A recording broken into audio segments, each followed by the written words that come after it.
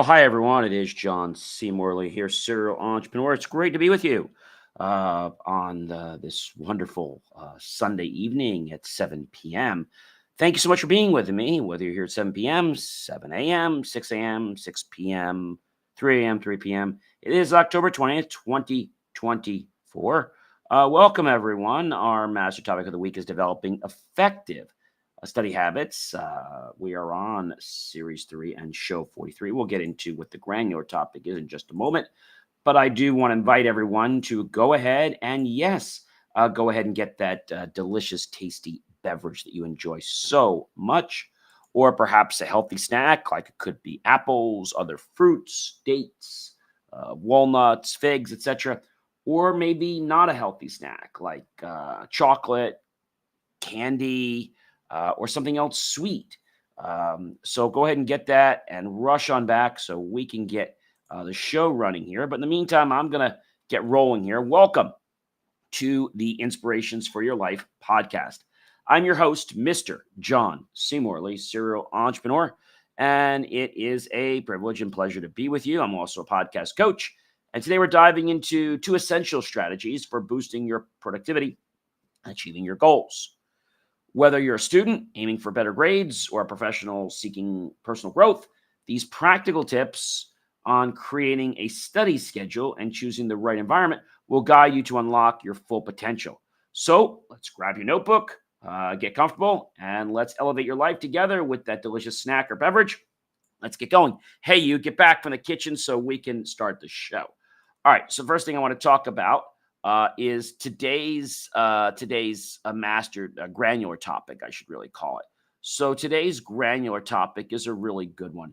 It's called, ladies and gentlemen, it's called the power of study schedules and ideal environments for peak productivity. All right. So first thing is create a study schedule, right? Improve your time management. Establish a study schedule helps prioritize tasks and managing them more effectively, ensuring that all subjects or areas of study receive appropriate attention. Sometimes you might be good in one subject, but then you kind of let it go by the wayside because you devote too much time to subjects you're good at. So that's really important to understand. Reduce procrastination. A structured schedule can keep you on track, preventing last minute cramming or temptation to procrastinate. Enhance learning consistency. Regularly. Scheduled study times, encourage consistently, gentlemen. Yep, consistent. This is the key, learning, which helps reinforce knowledge and retention over time. It allows for balanced life, a well-planned study schedule can also include time for relaxation, hobbies, and social activities. Promoting a healthy work life, ladies and gentlemen, is key. I see so many people trying to do things and then they don't have balance in their life, right? So because they don't have balance, it's like they're suddenly, they're going a little crazy. That's probably the most important thing that I can tell you. And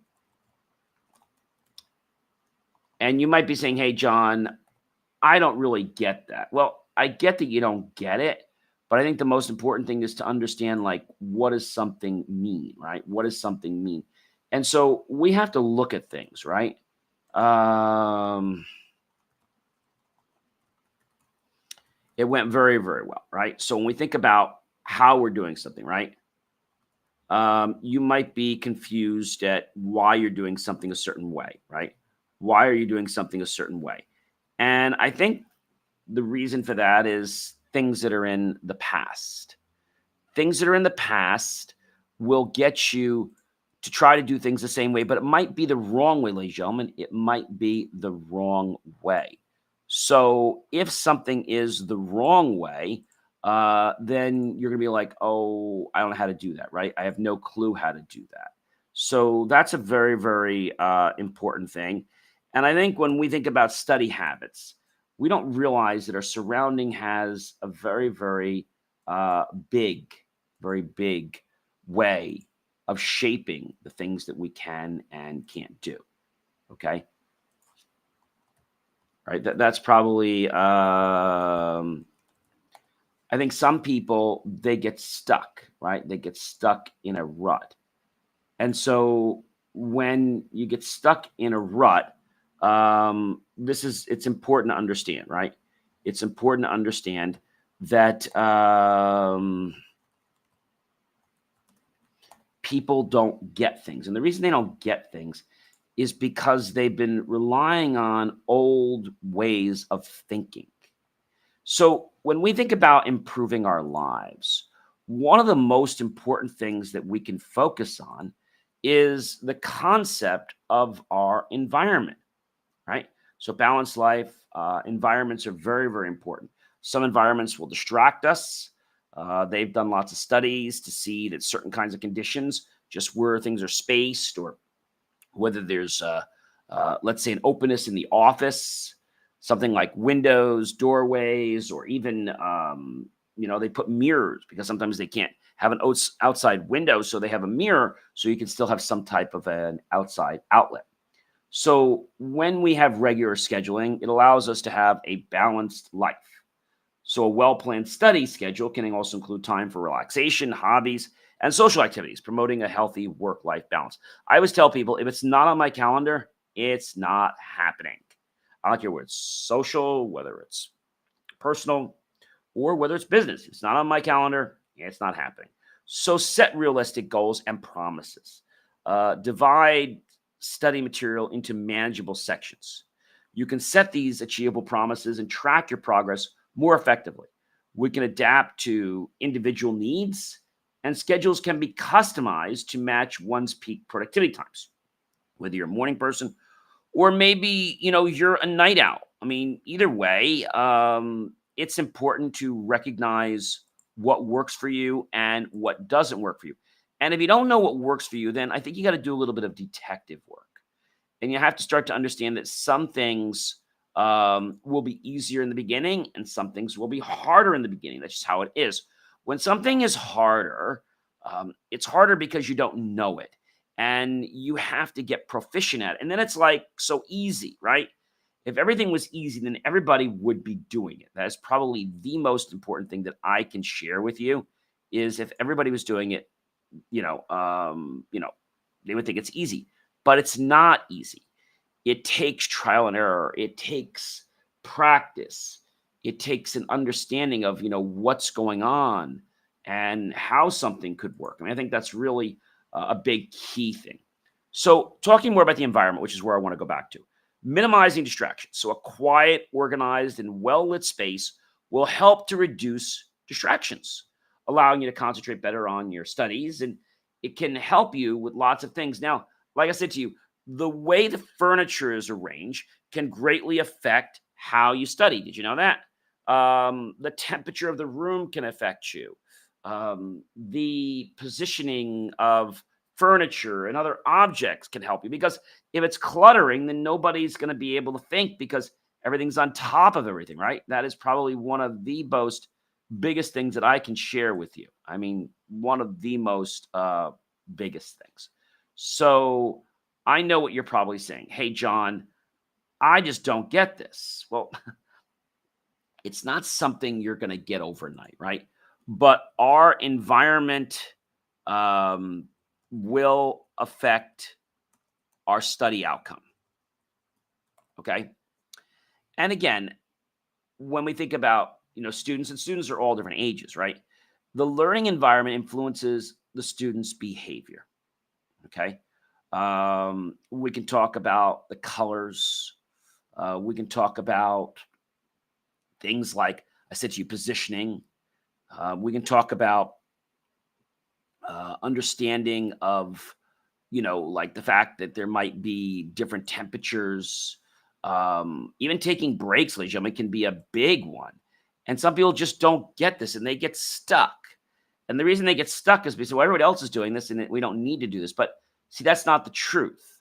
That's not the real answer. Boosting productivity is something that everyone strives for. Studying in a dedicated space that's free from interruptions can lead to more focused and efficient work sessions. When you have your phone, like I have my iPhone, I take this little button here on the side. You guys can see it there. And I press it. You see it went red. So my phone is in do not disturb mode. You can even set times on your phone so your phone will be in certain, let's say, do not disturb modes. You can customize that. But I think a lot of people set themselves up for distractions. That could be the fact that they're working. I know I had friends that would do this. They would be working, like we're doing a project outside, and it's something we're building, and it's fun, but they want to be part of the project. So they're there, but they're getting distracted by everything. Like, no, we're not getting distracted. I'm like, yes, you are. It's going to take you a lot longer to get your homework done. This is like a good friend of mine who says, I can't watch a YouTube video or a show because the show will take me. Normally, if I watch the show's an hour, right? But if I watch the show, and I keep watching like different reruns, and there's 4 hours of the show, well, it'll take me 4 hours to get my work done. So that's really leading yourself down the wrong path. The right environment is key, okay? And it can help your brain associate a particular space with a study, making it easier to concentrate and absorb information, enhancing comfort and motivation. So choosing a space with a comfortable chair, a desk, a temperature that is comfortable for you to maintain motivation and avoid physical discomfort during the long study sessions. So support different learning styles is something we have to understand. The ideal environment may differ based on whether you prefer silence, background music, or ambient noise, allowing you to cater to your unique hearing styles. Are you an auditory, a visual, or a kinesthetic? Most people are a combination of at least two, right? So I think some people think, well, I can still go to the party, I can still do things, and I can still do my work. But you'll find that if you did the work, like my friend that was doing this assignment, he could get it done in an hour if he wasn't watching this TV rerun.